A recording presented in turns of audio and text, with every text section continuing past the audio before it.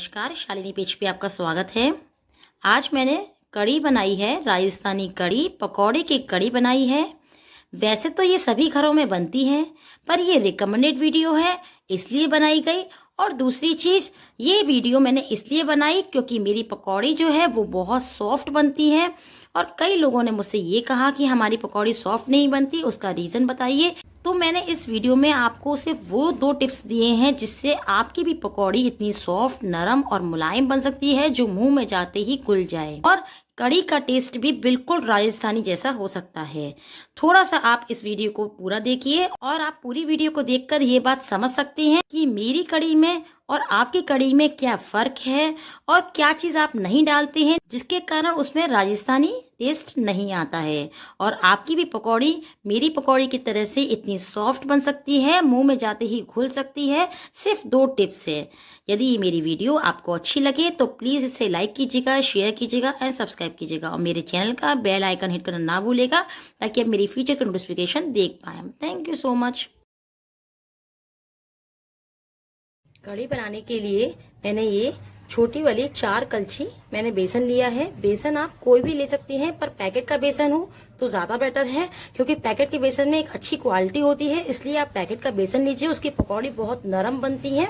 अब मैं थोड़ा थोड़ा पानी डाल के इसका एक पेस्ट तैयार कर लूंगी। बहुत पतला नहीं होना चाहिए, थोड़ा थिकनेस होनी चाहिए ताकि आपकी पकौड़ी एकदम अच्छी बन सके। अगर ज्यादा पतला कर लेंगे तो पकौड़ी की जो शेप है वो एकदम पिचक सी जाएगी और इसमें लम्स नहीं होने चाहिए, इस बात का ध्यान रखिए। थोड़ा थोड़ा पानी डालते जाइए और इस तरीके से फेंटते जाइए। ये देखिए मैंने ये बेसन को घोल लिया है। अब आप इसकी थिकनेस दे सकते हैं, बस इस तरीके से गिरना चाहिए। आप बेसन को देखिए, जब आप उसमें पानी डालें तो इस तरीके से डालिए कि उसकी थिकनेस इस तरीके से रहनी चाहिए, ये वाली। अब हम कढ़ी बनाने के लिए सरसों के तेल का यूज करेंगे, यानी कि आप कोई भी तेल ले सकते हैं पर सरसों का तेल ही होना चाहिए। अब हम इसके अंदर डाल देंगे और इसे गर्म होने देंगे। सरसों का तेल हमें इसमें थोड़ा कम ही डालना है, यदि ज्यादा डाल देंगे तो हमारी पकौड़ी जो है वो एकदम घूमने लगेंगी, चारों तरफ फैलने लगेंगी, इसलिए हमें थोड़ा तेल कम ही रखना है। जब तक हमारा तेल गर्म होता है हम इसके अंदर ये थोड़ा सा खाना सोडा, बिल्कुल पिंच है, यानी कि 2 पिंच मैंने इसके अंदर डाला है, यानी कि 2 चुटकी। और ये थोड़ी सी हींग और थोड़ा सा खाना सोडा इसके अंदर डाल देंगे और फिर मिक्स कर लेंगे हम। अब हम इसको डाल के फेंट लेंगे।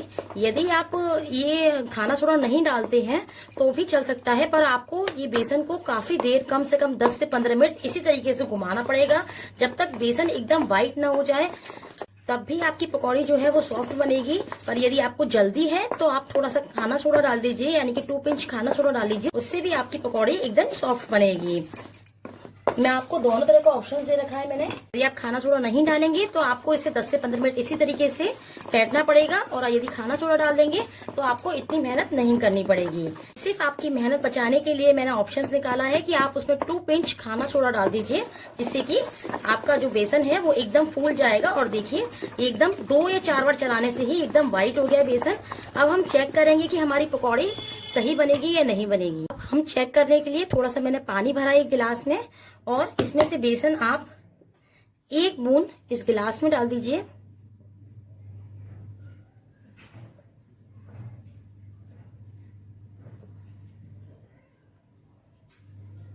ये देखिए, यही इसकी पहचान है।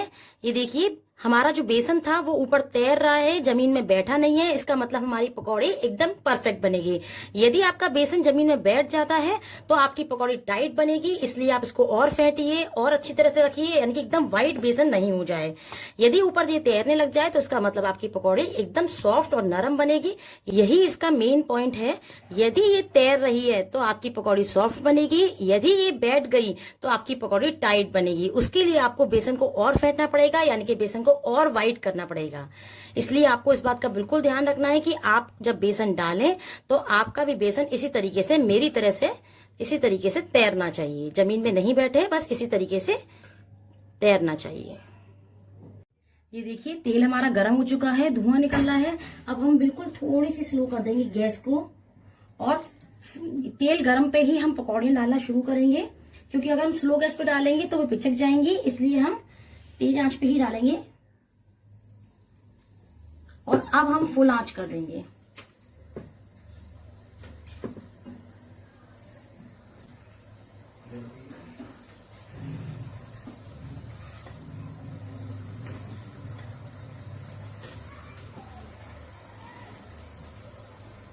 गैस एकदम फुल है, वो इसलिए कि अगर आप धीमी कर देंगे तो हमारी पकौड़ी पिचक जाएगी और वो अंदर से टाइट हो जाएगी।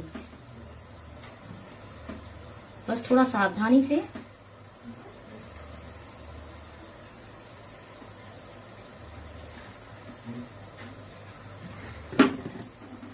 ये मैंने पकौड़ी डाल दी हैं।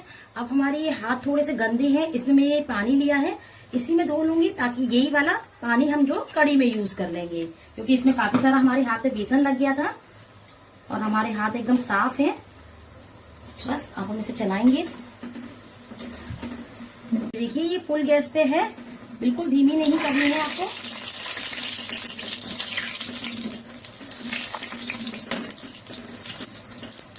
और बस हमारी पकौड़ियाँ सेक गई हैं।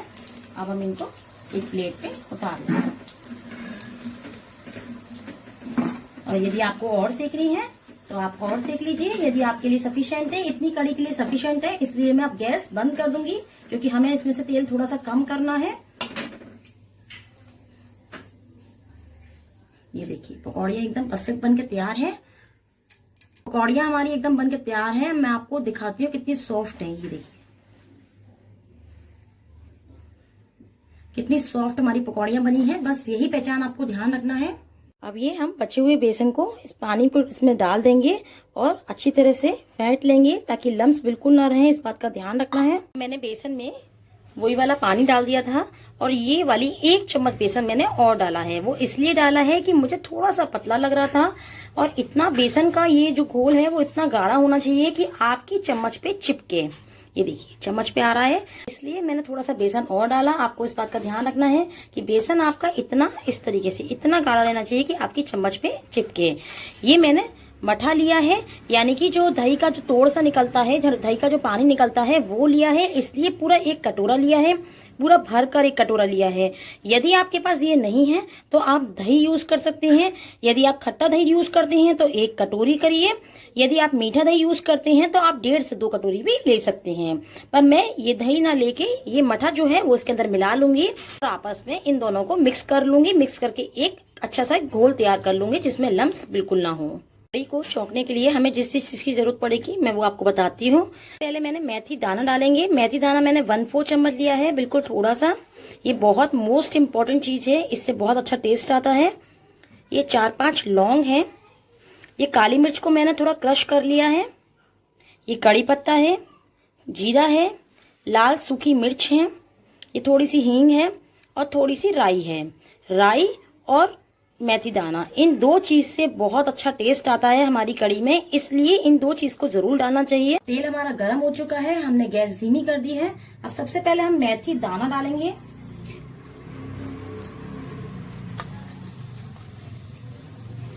और इसे थोड़ा सा रोस्ट होने देंगे।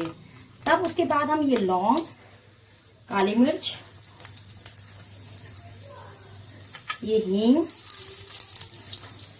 और ये सारा सामान हम डाल देंगे। और अब हम ये राई डाल देंगे और ये अदरक मैंने थोड़ा सा ग्रेट करके रखा हुआ है, ये मैं इसके अंदर डाल दूंगी, इससे बहुत अच्छा टेस्ट आता है। और ये थोड़ी सी हरी मिर्च, ये मैं इसके अंदर डाल दूंगी।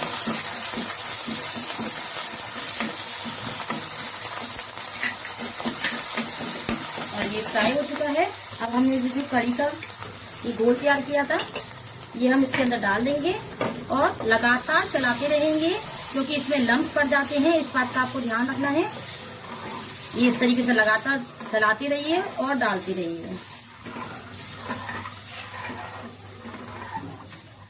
और जब तक बॉईल नहीं आ जाएगी तब तक हम इसके अंदर नमक नहीं डालेंगे। ये हमारा सेकंड टिप्स है, इस बात का ध्यान रखिए। कड़ी में अगर यदि नमक आपने पहले डाल दिया तो कड़ी आपकी फट जाएगी। इस बात का आपका ध्यान रखना है कि जब तक इसमें बॉईल नहीं आ जाए। अब हम इसकी गैस जो है वो फुल पे कर दी है और जब तक इसमें बॉईल नहीं आ जाएगी तब तक मैं इसके अंदर नमक नहीं डालूंगी। मैंने इसमें मिर्च नहीं डाली है, कुछ नहीं डाला है, बस थोड़ी सी अभी इसमें हल्दी डाल दूंगी ताकि वो अच्छा सा कलर दे जाए। और इसे बॉईल आने तक इसका इंतजार करूंगी। तब मैं इसके अंदर नमक डालूंगी, तब मैं यहाँ से इसे कड़ी को छोड़ के जाऊंगी। यानी कि जब तक आपको कड़ी चलाते रहना है जब तक इसमें बॉयल नहीं आ जाए। यदि आपने इसे छोड़ के कहीं बाहर तक चले जाते हैं या किसी दूसरे काम के लिए चले जाते हैं तो आपकी कड़ी में लम्स आ जाएंगे। इसलिए आपको उसके बात का ध्यान रखना है। इसे जब तक चलाना है जब तक इसमें बॉयल ना आ जाए। और बॉयल आने के बाद आप फिर गैस धीमी कर दीजिए, उसके बाद आप दूसरा काम कर सकते हैं। पर जब तक आपको कड़ी को बिल्कुल नहीं छोड़ना है। और कड़ी बनाते समय एक चीज का ध्यान रखिए, यदि आपकी कड़ी में थोड़ा सा बेसन ज्यादा हो जाता है जिसके कारण आप डालते ही आपके यहाँ पर बबल्स आने चालू हो जाते हैं, थिकनेस आने चालू हो जाती है, थोड़ा गाढ़ापन आना चालू हो जाता है, तो आप साथ में 1 गिलास पानी भर के रखिए। जब आप कड़ी छौंक रहे हो उस टाइम पे 1 गिलास पानी भर के रखिए, ताकि जो लम्स आ रहे हैं उसमें थोड़ा सा पानी डालते जाइए कड़ी में, ताकि वो लम्स जो हैं वो वहीं की वहीं खत्म हो जाएंगे। अब देखिए मेरे में लम्स नहीं आ रहे क्योंकि मेरा बेसन जो था वो परफेक्ट था, पानी सही था, दही था वो परफेक्ट था। यदि आपकी में थोड़ा सा बेसन ज्यादा हो जाए, कभी कभार हो जाता है कि 1 चम्मच से 1.5 चम्मच हो जाता है, तो आप इस बात का ध्यान रखिए जब आप कड़ी छौंक रहे हो उस टाइम पे यहाँ पर लम्स आने चालू हो जाएंगे, यहाँ पर बबल्स आने चालू हो जाएंगे, थोड़ी थिकनेस आनी चालू हो जाएगी साइड से। तो आप 1 गिलास पानी अपने साथ में रखिए और डालते जाइए और मिक्स करते जाइए, उससे आपकी कड़ी में लम्स नहीं पड़ेंगे। ये भी एक टिप्स है, इस बात का ध्यान रखिए। बॉयल आना चालू हो चुका है, मैं कड़ी को लगातार चला रही हूँ क्योंकि इसमें लम्स पड़ जाएंगे और थोड़ी थिक भी होना चालू हो गया है, यानी कि थोड़ी सी गाढ़ी होना चालू हो चुका है। अब मैं इसे लगातार चला रही हूँ, थोड़ी सी बॉईल और आ जाएगी तब मैं गैस धीमी कर दूंगी और उसके बाद में फिर आप दूसरा कोई काम कर सकते हैं। पर जब तक आपको कड़ी को बिल्कुल नहीं छोड़ना है। ये अपने आप धीमे धीमे थोड़ी थोड़ी गाढ़ी होती चली जाएगी। कुछ चीजें ऐसी होती हैं कि हम खाना तो बनाते हैं पर एकदम परफेक्शन नहीं आ पाता है।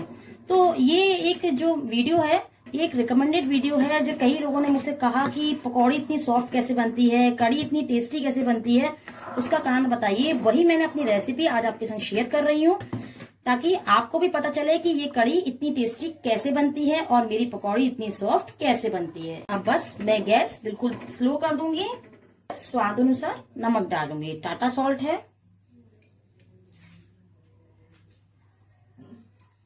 बस अब मैंने नमक डाल दिया है। अब मैं इसे चला लूंगी और चलाने के बाद इसे कम से कम 7-8 मिनट तक मैं इसी तरीके से बिल्कुल लो गैस पे इसे बॉईल होने दूंगी ताकि ये थोड़ी सी थिक हो जाए और एकदम इसका जो बेसन है उसमें जो कच्चापन है वो खत्म हो जाए। बस अब इसे छोड़ दूंगी जब तक मैं अपना दूसरा काम कर सकती हूँ। कड़ी हमारी कितनी थिक हो चुकी है, पर हम इसे अभी 5 मिनट और पकने देंगे इसी तरीके से और फिर हम गैस बंद कर देंगे। क्योंकि आप पहले ही गैस बंद कर देंगे तो जो बेसन है उसमें कच्चेपन की स्मेल आ जाएगी, इसलिए आप इसे 5 मिनट और पकने दीजिए। थोड़ी देर बाद ये गाढ़ी हो जाए तो आप पानी डाल के इसे थोड़ा पतला कर सकते हैं, पर इस टाइम आपको 5 मिनट और पकने देना है। कड़ी की थिकनेस यही होनी चाहिए। ये देखिए इस तरीके से कलची पे चिपक रही है, इतनी ही होनी चाहिए। यदि आपकी कड़ी थोड़ी गाढ़ी है तो आप इस टाइम भी इसमें पानी डाल सकते हैं। ये पकौड़ी बनाई थी वो पकौड़ी डाल देंगे और फिर 2 मिनट तक पकने देंगे। कड़ी हमारी बन चुकी है। अब हम गैस बंद कर देंगे और अब हम इसका छौंक तैयार करेंगे। छौंक हम तैयार करके रख लेंगे और छौंक को हम तब डालेंगे जब हम सर्विंग करेंगे। अब हम इसमें ये दाल का मसाला डाल देंगे। ये दाल का मसाला मुझसे किसी ने एक बार पूछा था ये कौन सा दाल का मसाला है। ये चौबे जी का दाल का मसाला है। मैं डिस्क्रिप्शन बॉक्स में इसका लिंक दे दूंगी। दाल का मसाला आपको किसी भी शॉप पे मिल जाएगा, ग्रोसरी शॉप पे। दाल का मसाला चौबे जी का दाल का मसाला कहते हैं। जो दाल में सभी दालों में डाला जाता है वो दाल का मसाला है। इससे बहुत अच्छा टेस्ट आता है। और ये 1 चम्मच गरम मसाला, ये गरम मसाला मैंने घर पे पीसा है। यदि आपको इसकी भी वीडियो देखनी है तो आप डिस्क्रिप्शन बॉक्स पे लिंक क्लिक करके देख सकते हैं या आई बटन पे क्लिक करके भी देख सकते हैं। इसके बाद इसमें हरा धनिया। अब ये हमारी कड़ी तैयार है, बस हमें इसमें चौक लगाना रह गया है। अब कड़ी का चौक बनाने के लिए मैंने थोड़ा सा फिर सरसों का तेल चढ़ा दिया है। सरसों का तेल, ये पीली सरसों का तेल है। अब मैं इसमें थोड़ी सी हींग डालूंगी, थोड़ा सा कड़ी पत्ता,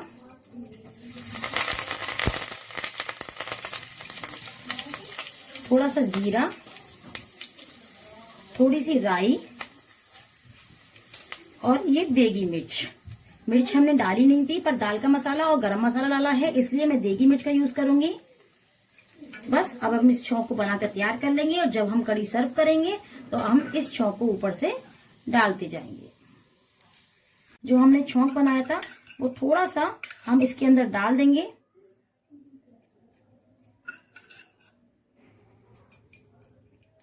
और बस ये हमारी कड़ी तैयार है।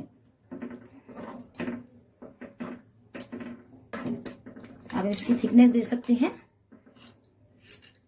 देखिए कड़ी हमारी बनके तैयार है। यदि ये रेसिपी आपको अच्छी लगी हो तो प्लीज इसे लाइक कीजिए, शेयर कीजिए एंड सब्सक्राइब कीजिए और मेरे चैनल का बेल आइकन हिट करना ना भूलिए ताकि मेरी फ्यूचर का नोटिफिकेशन देख पाए। Thank you so much.